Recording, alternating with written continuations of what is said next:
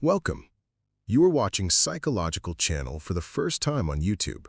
We will explore the most searched topic, the psychology of too mature child, in a single documentary. To make sure you do not miss videos like this, subscribe to the channel and leave a like.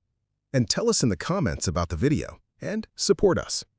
Have you ever met a child who just felt different?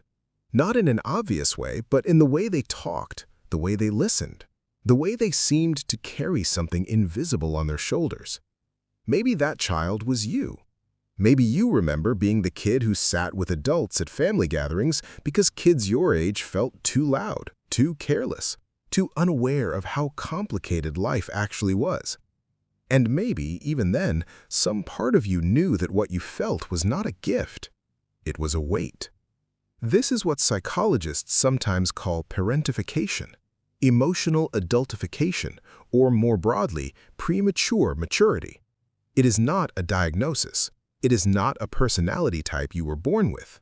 It is something that happens to a child because of the environment around them. And it leaves marks that follow people well into their adult lives, often without them even realizing where those marks came from. To understand this, we need to start at the beginning. Children are not supposed to be mature. That sounds obvious, but it carries a deep psychological truth.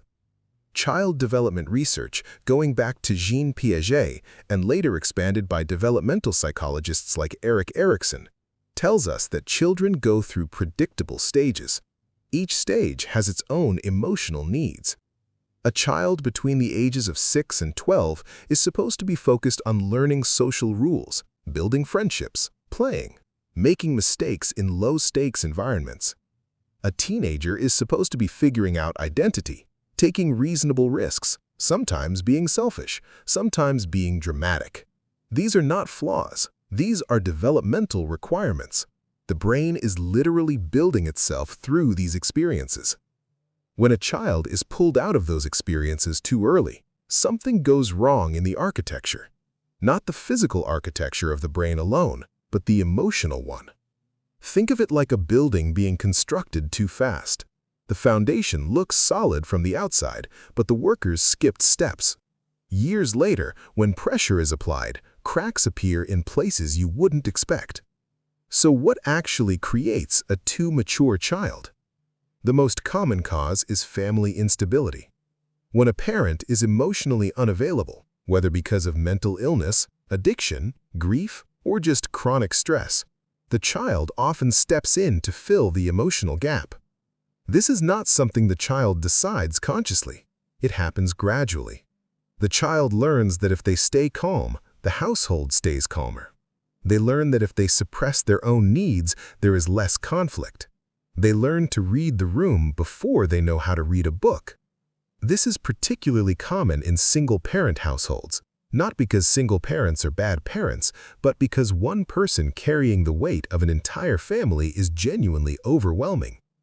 A child in that home might start doing emotional labor without being asked. They become the parent's confidant, their emotional support, their logistical helper. And the parent, often exhausted and grateful, may not even notice that this is happening. There is a term for this: parentification.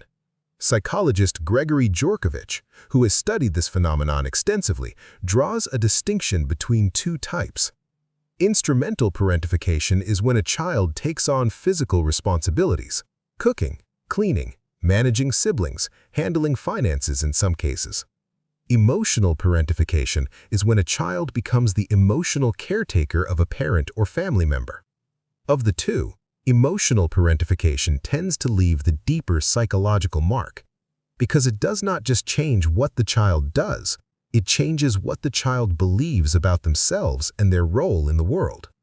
The child who grows up this way starts to believe, on a deep, largely unconscious level, that love is conditional on usefulness, that if they are not managing someone else's emotions, they have no value, that their own needs are less important than the needs of the people around them. These are not thoughts they would say out loud. They are operating beliefs, the kind that run in the background of every relationship, every decision, every moment of rest that feels somehow wrong. This is where we start to see the adult consequences. And this is important because too often people talk about mature children like it is something to be proud of. He was always so grown up. She never gave us any trouble. He understood things kids his age couldn't. These are not compliments. They are descriptions of a child who learned early that being a child was not safe. Adults who were too mature children often struggle with a very specific pattern in relationships.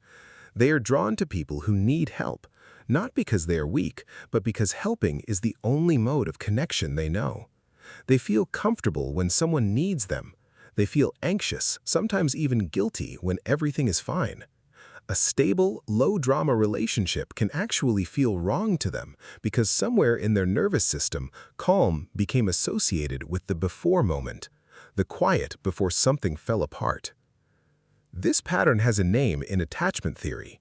Psychologists John Bowlby and Mary Ainsworth built a framework around how early caregiving relationships shape our expectations of intimacy. The too mature child often develops what is called an anxious or a disorganized attachment style. They want closeness but do not trust it. They give more than they take, not from generosity alone, but because receiving feels dangerous. What if the other person realizes they do not actually need you? What if they leave? There is also a deeply interesting connection here to identity. Erik Erikson's model of psychosocial development suggests that adolescence is the critical period for identity formation. The teenage years are supposed to be a time of asking, who am I? What do I believe? What do I want? But the too mature child often skips this stage in a meaningful way. They were too busy being needed to ask those questions. So they arrive in adulthood with an impressive surface, competent, reliable, self-sufficient. But underneath, a genuine confusion about who they are when nobody needs anything from them. Psychologist Gabor Mate, whose work on trauma and childhood is among the most accessible and important of recent decades, makes a point that is worth sitting with. He argues that most of what we call personality in adults is actually a survival response developed in childhood. The responsible child who never asks for help is not responsible by nature. They are responsible because asking for help once felt too risky. The child who grew up reading adults' emotions is not naturally empathetic in the simple sense. They developed emotional sensitivity because their safety depended on it. This reframes the whole picture. The too mature child is not gifted, they are adapted. An adaptation, by definition, is a response to an environment that required something unusual. The environment has changed.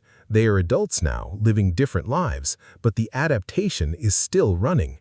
This is why a successful 35-year-old can still feel responsible for their parents' happiness, why a capable adult will take on everyone else's problems while quietly drowning in their own, why rest feels earned only after exhaustion, and sometimes not even then. Now, what does healing actually look like for someone who grew up this way? The first and critical step is something that sounds simple, but is genuinely difficult: recognition. Not in an intellectual sense. Many people can describe their childhood accurately without it actually landing emotionally. Real recognition means sitting with the reality that you, as a child, were asked to carry something you should never have been asked to carry, and that the fact that you did it well does not mean it was right, is not enough to undo years of learned self-sufficiency. But over time, with enough consistent experience, the belief begins to shift. Grief is usually part of this process, and it is a specific kind of grief because you are not grieving the loss of something you had. You are grieving the loss of something you never got to have. The years of being a child without the weight of an adult, the permission to be messy, to be irresponsible, to need things without apologizing. This is what psychologists call ambiguous loss, and it is genuinely hard because there is no obvious event to point to, no single moment of harm, just a long, slow accumulation of unlived childhood. Therapy that works for this, and the evidence is fairly clear, tends to involve approaches like internal family systems, which helps people make contact with the younger needs-having parts of themselves that were pushed aside. Schema therapy is also effective, since it works directly on the deep core beliefs that developed in childhood. Attachment-based therapy addresses the relational patterns directly, helping someone learn, experientially, not just intellectually, that it is safe to receive care. But therapy is not the only path.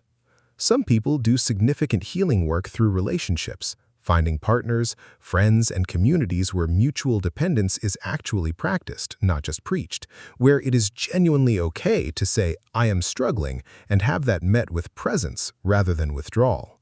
The too mature adult often needs repeated experiences of this before the nervous system starts to believe it, one person being reliably there for you. It is also worth addressing something that comes up in almost every conversation about this topic, the question of blame. Was the parent a bad person? Not necessarily. Most parents who parentify their children are not doing it deliberately. They are overwhelmed people who leaned on the most available person who happened to be their child. The harm is real regardless of the intention. Accountability does not require malice. You can understand why someone hurt you and still acknowledge that they hurt you. Both things can be true at the same time. The too mature child grows into an adult who often does not know how to be taken care of, who finds vulnerability threatening, who measures their worth by their usefulness, who, in quiet moments, wonders why rest never quite feels restful. If any of this is familiar, not as a description of someone else, but as a description of you, the most important thing to understand is this: you learned to be this way. Which means, with time and the right support, you can learn something different. Not how to stop being capable or caring, but how to be those things without it costing you yourself. The psychology of the too mature child is ultimately a story about love that came with conditions too heavy for a child to carry. And healing is the slow, sometimes frustrating, sometimes genuinely moving process of learning that you are always allowed to put them down.